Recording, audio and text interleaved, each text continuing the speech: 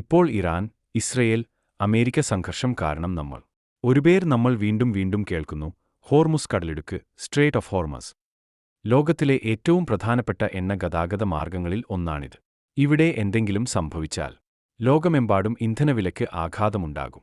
പക്ഷേ ഒരു നിമിഷം ചിന്തിച്ചിട്ടുണ്ടോ, ഈ ഹോർമുസ് എന്ന പേരിന്റെ അർത്ഥം എന്താണ്? ഇത് ഒരു സാധാരണ പേരല്ല.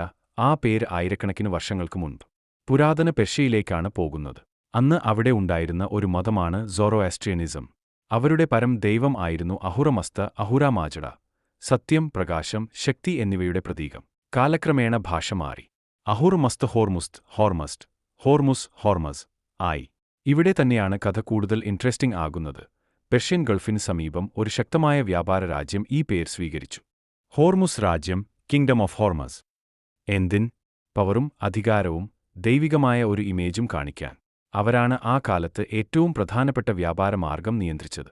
ഇന്ന് ആ പ്രദേശം ഹോർമുസ് കടലിടുക്ക് എന്നാണ് അറിയപ്പെടുന്നത്. ഇന്നും ലോകത്തിലെ ഏറ്റവും പ്രധാനപ്പെട്ട ചോക്ക് പോയിന്റുകളിൽ ഒന്നാണ് ഇത്.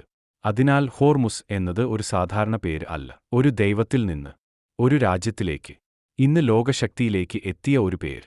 കൂടുതൽ അറിവിന് ചാനൽ സബ്സ്ക്രൈബ് ചെയ്യുക.